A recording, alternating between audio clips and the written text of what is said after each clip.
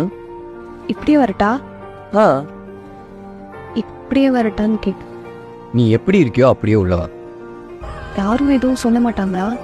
சொல்கிறவன் சொல்லட்டும்.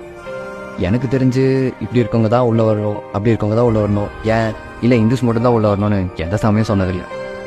ஷுவரா? ம் போலாமா?